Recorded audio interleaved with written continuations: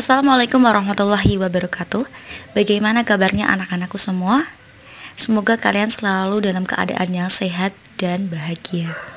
Melanjutkan materi tentang dinamika persatuan dan kesatuan dalam konteks Negara Kesatuan Republik Indonesia, Pendidikan Pancasila dan Kewarganegaraan kelas 12 part 1 kemarin, dan di video ini adalah video part 2, di mana dalam video ini akan membahas mengenai persatuan dan kesatuan bangsa Indonesia dari masa ke masa.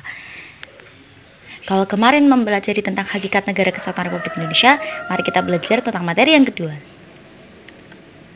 Persatuan dan kesatuan bangsa Indonesia dari masa ke masa. Nanti di video ini atau materi ini tercakup 4 pokok bahasan. Yang pertama adalah pengertian persatuan dan kesatuan. Yang kedua, persatuan dan kesatuan bangsa dari masa ke masa. Yang ketiga, arti penting semangat persatuan dan kesatuan bangsa. Yang keempat, partisipasi kewarganegaraan sebagai pencerminan komitmen pada keutuhan nasional. Masuk dalam pokok pembahasan yang pertama, pengertian persatuan dan kesatuan. Persatuan diartikan sebagai kumpulan dari beberapa komponen yang terbentuk menjadi satu. Kesatuan dapat diartikan sebagai keadaan yang telah menjadi satu keutuhan. Sehingga persatuan dan kesatuan mengandung pengertian telah bersatunya corak ragam perbedaan yang ada ke dalam sebuah kebulatan yang utuh dan serasi. Persatuan dan kesatuan bangsa Indonesia diartikan sebagai bersatunya beragam bangsa yang mendiami seluruh wilayah negara Indonesia. Persatuan dan kesatuan bangsa Indonesia terbentuk dari rasa keinginan untuk mewujudkan kehidupan yang bebas dan sejahtera dalam sebuah negara yang memiliki kemerdekaan dan kedaulatan. Sejarah terbentuknya persatuan dan kesatuan bangsa Indonesia melalui proses yang bergerak maju secara perlahan dalam kurun waktu yang cukup panjang. Nah, itu mengenai pengertian persatuan dan kesatuan. Kita lanjut dalam pokok pembahasan yang kedua, yaitu persatuan dan kesatuan bangsa Indonesia dari masa ke masa. Nanti ada 6 masa atau periode pemerintahan.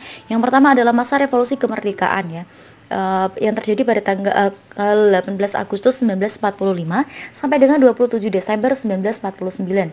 Masa Republik Indonesia Serikat, kemudian masa demokrasi liberal, masa Orde Lama, masa Orde Baru, dan masa reformasi. Masuk dalam masa revolusi kemerdekaan yang terjadi dalam kurun waktu 18 Agustus 1945 sampai dengan 27 Desember 1949. Pada periode ini bentuk negara Indonesia yaitu Negara Kesatuan Republik Indonesia. Bentuk pemerintahannya adalah republik dengan sistem pemerintahan presidensial. Presiden berkedudukan sebagai kepala negara sekaligus juga kepala pemerintahan. Konstitusi yang digunakan yaitu Undang-Undang Dasar Negara Republik Indonesia tahun 1945. Namun dalam pelaksanaannya tidak bisa dilaksanakan secara murni dan konsekuen.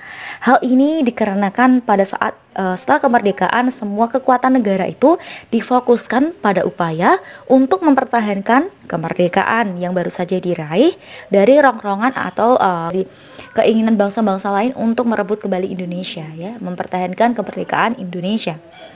Pasal 4 Aturan Peralihan Undang-Undang Dasar Negara Republik Indonesia tahun 1945 secara langsung memberikan kekuasaan yang teramat luas kepada Presiden. Kenapa? Karena pasal 4 Aturan Peralihan tersebut berbunyi bahwasanya sebelum Majelis Permusyawaratan Rakyat, Dewan Perwakilan Rakyat, dan Dewan Pertimbangan Agung dibentuk menurut Undang-Undang Dasar ini, segala kekuasaannya dijalankan oleh Presiden dengan bantuan sebuah komite nasional. Jadi dalam Undang-Undang Dasar itu kan sudah diatur di dalamnya di pasal-pasalnya, seperti pasal 2 itu kan sudah mengatur mengenai Majelis Permusyawaratan Rakyat. Di pasal 3 juga diatur mengenai wewenang Majelis Permusyawaratan Rakyat.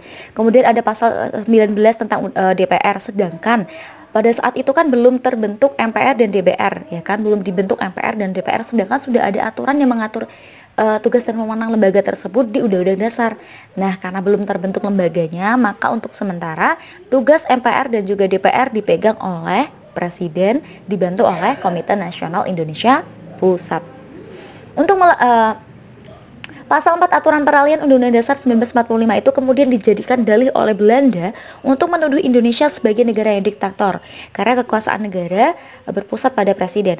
Kemudian pemerintah Republik Indonesia mengeluarkan 3 maklumat, yaitu yang pertama, maklumat Wakil Presiden nomor X, dibaca X bukan 10 ya, pada tanggal 16 Oktober 1945, di mana istri dari maklumat tersebut memberikan kekuasaan MPR dan DPR kepada Komite Nasional Indonesia Pusat.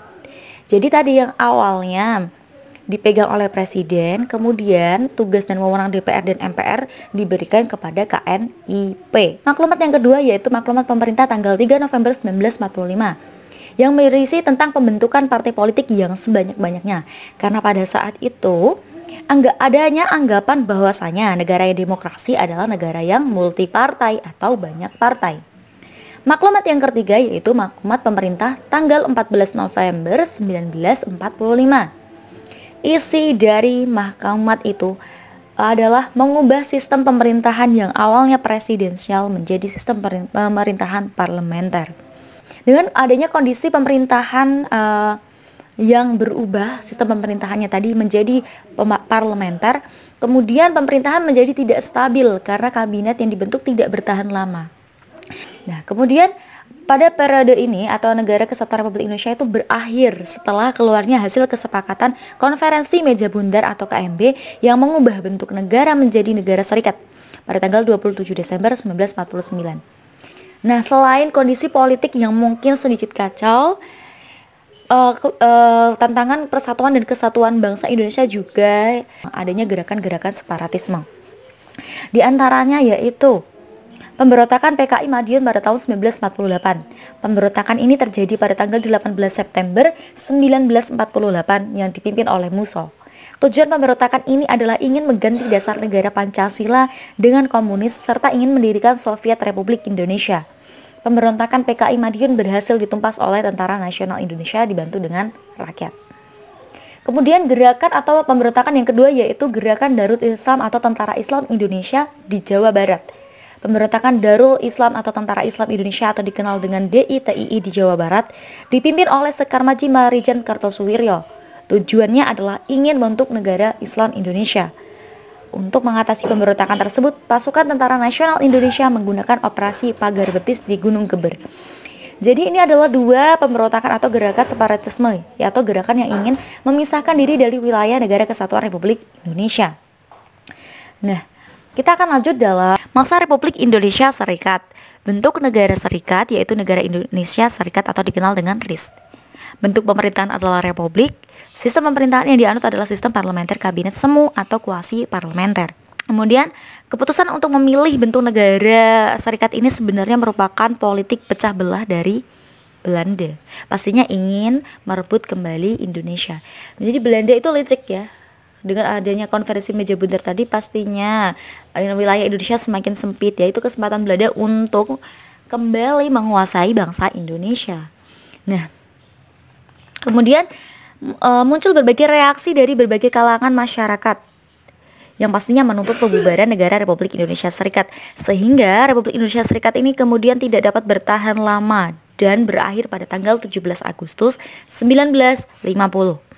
Selain keadaan politik yang pastinya bermasalah, ada masalah politik, namun juga ada gerakan-gerakan separatisme yang terjadi di beberapa wilayah Indonesia. Di antaranya, pemberontakan yang pertama adalah Gerakan Angkatan Perang Ratu Adil atau dikenal dengan APRA. Gerakan APRA dipimpin oleh Kapten Raymond Westerling. Gerakan ini didasari oleh adanya kepercayaan rakyat akan datangnya seorang Ratu Adil yang akan membawa mereka ke suasana aman dan tentram serta memerintah dengan adil dan bijaksana. Tujuan gerakan APRA adalah untuk mempertahankan bentuk negara federal di Indonesia dan memiliki tentara sendiri pada negara bagian RIS. Pemberontakan APRA kemudian berhasil ditumpas melalui operasi militer yang dilakukan oleh pasukan Siliwangi. Kemudian pemberontakan yang kedua adalah pemberontakan Andi Aziz di Makassar, dipimpin oleh Andi Aziz. Diawali dengan kekacauan di Sulawesi Selatan pada bulan April 1950. Tujuan dari pemberontakan ini yaitu untuk mempertahankan negara Indonesia Timur karena enggan bergabung dengan Negara Kesatuan Republik Indonesia. Namun pada akhirnya Andi Aziz dapat ditangkap dan diadili oleh pemerintah Indonesia. Kemudian yang ketiga adalah Gerakan Republik Maluku Selatan atau dikenal dengan RMS, dipimpin oleh Mr. Dr. Christian Robert Stephen Soumokil yang menolak terhadap pembentukan Negara Kesatuan Republik Indonesia dan memproklamasikan Negara Republik Maluku Selatan pada tanggal 25 April 1950. Di mana mereka ingin merdeka dan melepaskan diri dari wilayah Republik Indonesia karena menganggap Maluku memiliki kekuatan secara ekonomi, politik, dan geografis untuk berdiri sendiri. Jadi merasa saya mampu ya, kami mampu untuk mendirikan negara sendiri. Kami ingin keluar, tidak bergabung lagi dengan Negara Kesatuan Republik Indonesia. Penyebab utama dari munculnya gerakan Republik Maluku Selatan ini adalah dimulai dari adanya masalah pemerataan jatah pembangunan daerah yang dirasakan sangat kecil dibanding dengan di Jawa. Namun pada akhirnya pemberontakan ini dapat diatasi melalui ekspedisi militer. Oke, kita lanjut dalam masa pemerintahan yang ketiga atau masa demokrasi liberal. Dalam kurun waktu 17 Agustus 1950 sampai dengan 5 Juli 1959. Indonesia pada saat itu menggunakan Undang-Undang Dasar Sementara 1950. Bentuk negaranya kembali kepada negara kesatuan. Sistem pemerintahannya adalah tetap parlementer, dimana kalau sistem pemerintahan parlementer pastinya sering terjadi jatuh bangun kabinet 7 kali ya, sampai dengan 7 kali, karena memang pada sistem pemerintahan parlementer sering terjadi mosi tidak percaya sehingga kabinet ya dijatuhkan, diubah, dirombak seperti itu. Nah, hal yang menyebabkan kondisi negara selain itu ya karena jatuh bangunnya kabinet juga karena kegagalan Badan Konstituante membentuk Undang-Undang Dasar baru. Jadi selain karena jatuh bangun kabinet yang membuat pemerintahan menjadi kacau, juga Badan Konstituante yang tidak dapat membentuk Undang-Undang Dasar yang baru. Dimana sebenarnya memang Undang-Undang Dasar 1945 itu dibuat itu dengan tujuan akan ada Undang-Undang Dasar yang baru. Jadi Undang-Undang Dasar 1945 itu awalnya hanya bersifat sementara, tapi nanti akan dibentuk lagi Undang-Undang Dasar yang baru. Namun Badan Konstituante itu gagal dalam membentuk Undang-Undang Dasar yang baru. Akhirnya Presiden Soekarno mengeluarkan dekret presiden pada tanggal 5 Juli 1959 yang isinya satu, pembubaran konstituante atau Dewan Konstituante tadi yang gagal dalam membuat Undang-Undang Dasar baru. Kemudian yang kedua adalah memberlakukan kembali Undang-Undang Dasar 1945 dan tidak berlaku lagi UUD 1950. Jadi Indonesia kembali lagi menggunakan konstitusi yaitu Undang-Undang Dasar 1945. Kemudian isi dekret yang ketiga adalah pembentukan MPR dan DPA sementara. Pada periode ini juga terjadi beberapa gerakan separatis di daerah, diantaranya yaitu pertama, Gerakan Darul Islam atau Tentara Islam Indonesia di 3 daerah. Daerah yang pertama adalah daerah Sulawesi Selatan. Daerah Sulawesi Selatan pemberontakan ini dipimpin oleh Kahar Muzakar. Pemberontakan ini disebabkan oleh Kahar Muzakar yang menempatkan Laskar Rakyat Sulawesi Selatan ke dalam lingkungan Angkatan Perang Republik Indonesia Serikat dan berkeinginan untuk menjadi pimpinan dari Angkatan Perang Republik Indonesia Serikat. Kemudian pada tanggal 17 Agustus 1951, Kahar Muzakar bersama dengan pasukannya melarikan diri ke hutan dan mengumumkan bahwa Sulawesi Selatan menjadi bagian dari negara Islam Indonesia pimpinan Kartosuwiryo di Jawa Barat. Namun pemberontakan ini akhirnya tetap dapat ditumpas. Kemudian gerakan yang kedua adalah di daerah Aceh. Pemberontakan DITII di Aceh dipimpin oleh Daud Beureu yang merupakan mantan gubernur Aceh. Pemberontakan ini disebabkan oleh status Aceh yang semula menjadi daerah istimewa diturunkan menjadi daerah karisidenan di bawah Provinsi Sumatera Utara. Kebijakan pemerintah tersebut ditentang oleh Daud Beureu dan kemudian ia mengeluarkan maklumat tentang penyatuan Aceh ke dalam negara Islam Indonesia pimpinan Kartosuwiryo. Kemudian yang ketiga adalah di daerah Kalimantan Selatan. Pemberontakan DITII di Kalimantan Selatan dipimpin oleh Ibnu Hajar yang menamakan gerakannya dengan sebutan Kesatuan Rakyat yang Tertindas. Pada tahun 1954, Ibnu Hajar secara resmi bergabung dengan negara Islam Indonesia dan ditunjuk sebagai panglima tertinggi. Namun pada tahun 1963 pemerintahan Indonesia berhasil menumpas dari pemberontakan Ibnu Hajar. Ini adalah gerakan separatisme yang dilakukan oleh Darul Islam atau Tentara Islam Indonesia ya. Dengan tadi awalnya yang dilakukan di Jawa Barat. Mereka tujuannya adalah sama, untuk membentuk negara Islam Indonesia. Nah, pemberontakan yang kedua yaitu pemberontakan PRRI atau Permesta. PRRI yaitu Pemerintah Revolusioner Republik Indonesia atau Permesta, yaitu Perjuangan Rakyat Semesta. Pemberontakan PRRI disebabkan oleh adanya hubungan yang kurang harmonis antara pemerintah pusat dan pemerintah daerah. Hal itu dikarenakan jatah keuangan yang diberikan oleh pemerintah pusat tidak sesuai dengan anggaran yang diusulkan. Kemudian hal tersebut menimbulkan ketidakpercayaan terhadap pemerintah pusat. Nah, Puncak pemberontakan ini terjadi pada tanggal 10 Februari 1958, di mana Ketua Dewan Banteng mengeluarkan ultimatum kepada pemerintah pusat. Isi ultimatum tersebut adalah menyatakan bahwa Kabinet Juanda harus mengundurkan diri dari pemerintahan. Setelah menerima ultimatum tersebut, pemerintah pusat bertindak tegas dengan cara memberhentikan secara tidak hormat Ahmad Hussein dan melakukan operasi militer pada tanggal 12 Februari 1958. Untuk mengatasi pemberontakan yang dilakukan oleh PRRI, pemerintah pusat kemudian melancarkan operasi Sapta Marga dan berhasil melumpuhkan aksi yang dilakukan oleh PRRI atau Permesta. Itu adalah dua pemberontakan yang terjadi pada masa demokrasi liberal. Kalau kalian merasa penasaran dengan gerakan DITII, dengan pemberontakan PRRI dan lainnya, silakan nanti dicari sendiri ya keterangannya yang lebih jelasnya seperti apa, kejadiannya seperti apa, dan tokoh-tokoh yang terlibat gitu. Karena kalau saya jelaskan semua, video ini akan menjadi panjang sekali ya. Oke, kita lanjut dalam masa Orde Lama yang terjadi pada kurun waktu 5 Juli 1999 sampai dengan 11 Maret 1966. Pada masa ini yang pastinya konstitusi sudah berganti dari UUDS tadi menjadi Undang-Undang Dasar 1945 sebagai hasil dari dekret presiden. Kemudian Soekarno menerapkan prinsip atau sistem pemerintahan yaitu demokrasi terpimpin.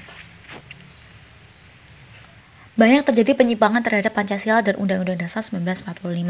Di antaranya yaitu Presiden membubarkan DPR hasil pemilu, membentuk MPR sementara yang anggotanya diangkat dan diberhentikan oleh Presiden. Penetapan Insinyur Soekarno sebagai Presiden seumur hidup. Kemudian terjadinya pemerasan dalam penghayatan Pancasila, munculnya konsep Nasakom, nasionalisme, agama, dan komunisme. Gagasan Nasakom inilah yang kemudian memberikan peluang bangkitnya Partai Komunis Indonesia atau PKI. Hal tersebut dimaksudkan dalam UU RI nomor 18 tahun 1995 tentang pemerintah daerah. Semua unsur Nasakom termasuk di dalamnya PKI harus diperhatikan dalam penunjukan unsur pimpinan Dewan Perwakilan Rakyat Daerah. Jadi bila di suatu daerah hanya ada seorang tokoh PKI, ia harus diikutsertakan sebagai pimpinan DPRD apabila ia menjadi anggota DPRD di satu daerah. Hal inilah yang kemudian membuat PKI mendapatkan posisi yang strategis bahkan dominan. Jadi PKI sudah masuk dalam lingkup pemerintahan. Kemudian karena hal tersebutlah PKI menjadi lebih berani atau mendapatkan posisi yang lebih strategis. Kemudian karena merasa posisinya yang kuat, PKI melakukan pemberontakan dan puncaknya yang kita kenal dengan pemberontakan PKI pada tanggal 30 September 1965 atau G30 SPKI. Lanjut dalam masa pemerintahan yang kelima, yaitu masa Orde Baru atau masa pemerintahannya Presiden Soeharto. Sistem pemerintahan yang digunakan adalah sistem pemerintahan presidensial atau kepala negara sekaligus kepala pemerintahan. Kemudian terjadi penyimpangan Pancasila dan Undang-Undang Dasar. Kenapa? Ya, hal ini dapat dilihat dari beberapa penyimpangan yang dilakukan. Di antaranya yaitu kekuasaan itu lebih condong atau berat dalam di lembaga eksekutif. Presiden berkuasa penuh. Jadi semuanya itu bersentral pada presiden. Pemerintahan bersifat sentralistik, berbagai keputusan disosialisasikan dengan sistem komando, tidak ada kebebasan untuk mengkritik jalannya pemerintahan. Jadi seakan-akan kebebasan untuk berpendapat itu sangat dibungkam kayak kebebasan untuk pers sangat dibatasi dan lain sebagainya. Semua dikendalikan oleh pemerintahan pusat yang pada saat itu dijabat presidennya oleh Presiden Soeharto. Kemudian praktek kolusi, korupsi, dan nepotisme sangat berkembang di pemerintahan pastinya. Di bidang hukum pun perundang-undangan mempunyai fungsi untuk membatasi kekuasaan presiden tidak memadai, sehingga kesempatan KKN pastinya sangat merajalela, sangat berkembang. Supremasi hukum tidak dapat ditegakkan karena banyaknya oknum penegak hukum yang cenderung memihak pada orang tertentu, cenderung memihak pada kekuasaan pemerintah. Hukum bersifat kebal terhadap penguasa pada konglomerat yang dekat dengan penguasa. Segala penyimpangan yang disebutkan di atas ini, yang saya sebutkan tadi, mengakibatkan negara Indonesia terjerembab pada suatu krisis multidimensional. Kondisi yang mencemaskan ini telah membangkitkan gerakan reformasi.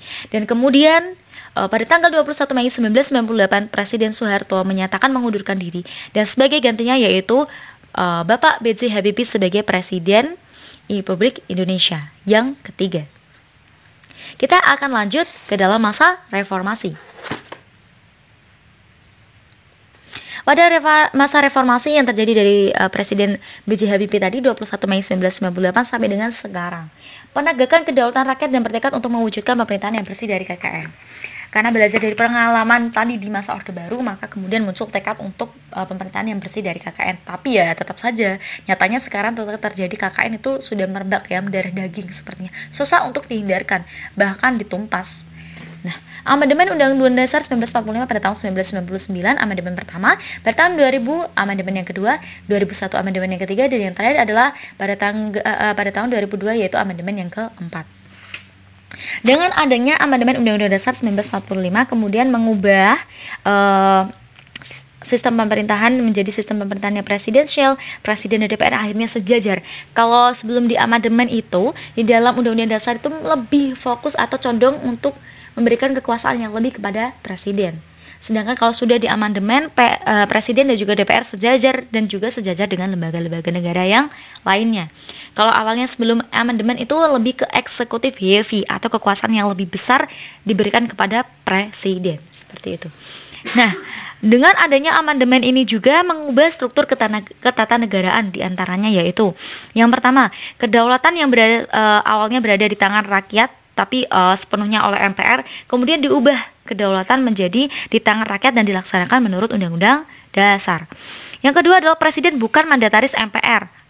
Yang ketiga, MPR tidak lagi menyusun GBHN atau garis besar haluan negara, karena GBHN sudah dihapuskan. Kemudian lebih mengatur mengenai hak asasi manusia yang diatur dalam pasal 28A sampai dengan 28J dan lain sebagainya. Jadi itu adalah beberapa kondisi kondisi negara atau bangsa pada masa dari mulai tadi revolusi kemerdekaan sampai dengan reformasi. Kalau dahulu tantangan bagi persatuan dan kesatuan bangsa yaitu gerakan-gerakan separatisme. Persatuan Kesatuan Bangsa dibentuk lebih terfokus untuk mempertahankan wilayah, mempertahankan negara, kayak gitu. Namun kalau di masa reformasi sekarang mungkin tantangannya sudah berbeda ya. Lebih banyak gerakan-gerakan yang ingin bertujuan untuk merusak bangsa ya, seperti radikalisme, terorisme. Radikalisme sendiri itu sebagai suatu paham atau pandangan yang menolak secara menyeluruh terhadap tantangan tertib sosial dan paham politik yang ada dengan cara perombakan secara besar-besaran melalui jalan kekerasan. Tidak jauh dari radikalisme ya terorisme. Terorisme ya juga sebagai suatu tindakan yang melibatkan unsur kekerasan sehingga menimbulkan efek bahaya bagi kehidupan manusia dan melanggar hukum pastinya. Selain gerakan radikalisme, terorisme, permasalahan persatuan dan kesatuan bangsa pada saat ini juga dipengaruhi oleh munculnya sikap-sikap dari masyarakat Indonesia itu sendiri ya. Banyaknya orang-orang yang sekarang bersifat intoleransi terhadap sesama, terhadap perbedaan. Mungkin tidak suka pada suatu hal sedikit saja sudah dibully ya. Adanya pembulian, komentar jahat itu juga dapat merusak persatuan dan kesatuan bangsa. Munculnya berbagai komentar atau nyinyiran-nyinyiran yang kita kenal, nyinyiran netizen di media sosial itu juga dapat menjadikan persatuan dan kesatuan bangsa ini semakin luntur. Kalau kayak gitu gimana? Di mana sifat toleransinya? Jadi dengan adanya sikap yang semakin intoleransi, individualisme ya, komentar-komentar jahat tadi itu juga dapat mempengaruhi atau menjadi tantangan tersendiri bagi persatuan dan kesatuan bangsa. Untuk itu bagi teman-teman semua, bagi anak-anak semua, mari tetap menjaga toleransi, mari menjaga sesama, menghormati dan menghargai setiap perbedaan yang ada, baik itu suku, agama, ras ya, ataupun fisik seseorang itu juga harus kita hormati dan hargai. Mulai dari sekarang mari kita belajar untuk berkata, bertutur lisan yang baik dan menghargai, menjaga perasaan orang lain. Jangan sampai menyakiti orang lain, karena itu juga bisa menjadikan bangsa ini menjadi terpecah belah. Kalau kita hidup rukun, saling menghargai ya, tidak memandang fisik ataupun perbedaan yang lain, semoga dengan hal tersebut persatuan dan kesatuan bangsa tetap akan terjaga. Masuk dalam pokok pembahasan yang ketiga, yaitu arti penting semangat persatuan dan kesatuan bangsa. Arti penting bagi diri sendiri, arti penting bagi masyarakat, dan arti penting persatuan dan kesatuan bagi bangsa dan negara. Silakan dibaca sendiri, itu sudah saya cantumkan contoh-contohnya. Selamat membaca.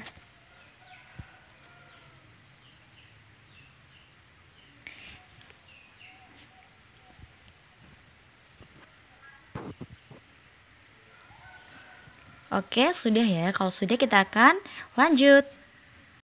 Masuk dalam pokok pembahasan yang keempat adalah partisipasi kewarganegaraan sebagai pencerminan komitmen pada keutuhan nasional. Nanti ada 4 cakupan materi dalam pembahasan ini. Yang pertama adalah sikap dan perilaku yang mencerminkan persatuan dan kesatuan dalam kehidupan sehari-hari. Yang kedua, sikap yang menjunjung tinggi nilai-nilai persatuan Indonesia. Yang ketiga, sikap yang mengancam persatuan bangsa. Dan yang terakhir adalah sikap dan perilaku menjaga NKRI atau Negara Kesatuan Republik Indonesia. Nah, mengenai sikap dan perilaku yang mencerminkan persatuan dan kesatuan dalam kehidupan sehari-hari serta sikap yang menjunjung tinggi nilai-nilai persatuan bangsa Indonesia, silakan teman-teman baca sendiri karena ini adalah saya lampirkan beberapa contohnya. Nanti teman-teman baca sendiri, tidak perlu saya jelaskan. Saya beri waktu untuk membaca. Selamat membaca.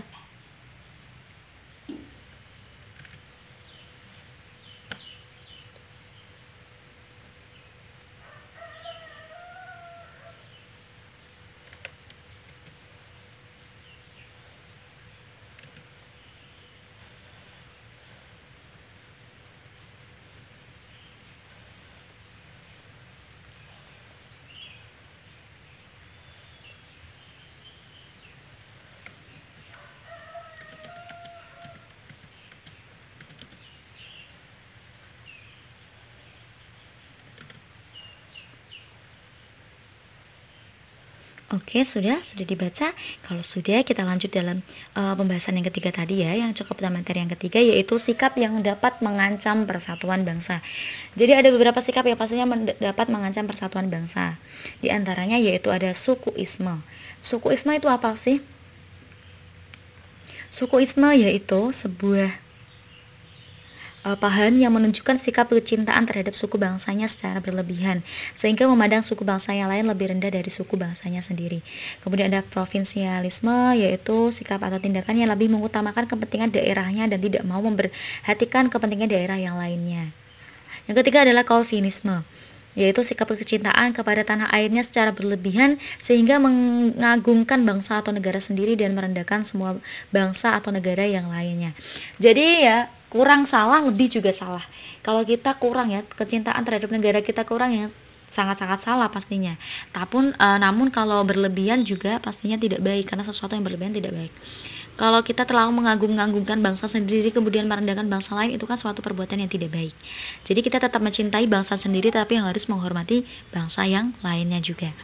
Kemudian sikap yang ketiga adalah ekstremisme, yaitu keyakinan baik dalam kehidupan politik atau agama yang sangat kuat dan melampaui batas kewajaran sehingga dalam mencapai tujuannya sering menggunakan segala cara yang bertentangan dengan hukum yang berlaku. Paham ekstremisme menimbulkan pertentangan di antara anggota masyarakat sehingga menciptakan perasaan yang saling mencurigai yang pada akhirnya menyebabkan perpecahan bangsa dan negara. Ini adalah beberapa sikap yang dapat mengancam persatuan bangsa. Kalau sudah, kita akan lanjut dalam cakupan materi yang terakhir, yaitu sikap dan perilaku menjaga Negara Kesatuan Republik Indonesia. Sikap dan perilaku yang pastinya diharapkan bangsa Indonesia ini adalah diantaranya, yang pertama adalah kita dapat menjaga atau ikut menjaga seluruh wilayah dan kekayaan alam Indonesia, ikut dalam upaya menciptakan ketahanan nasional dengan mempererat bangsa, saling menghormati di antara warga masyarakat sehingga tercipta kerukunan. Ini adalah sikap yang penting menurut saya. Kenapa? Dengan kita saling menghormati ya, yang muda menghormati yang tua ya, menghormati agama yang lain, menghormati suku yang lain, menghormati fisik-fisik orang yang lain, mau dia hitam, putih, gendut, kurus, kita harus menghormati, tidak boleh memandang itu sebagai sebuah hal yang tidak baik bagi kita. Karena semuanya adalah sama-sama masyarakat Indonesia, anggap sebagai sesama-sama manusia yang tentunya harus memanusiakan manusia lainnya.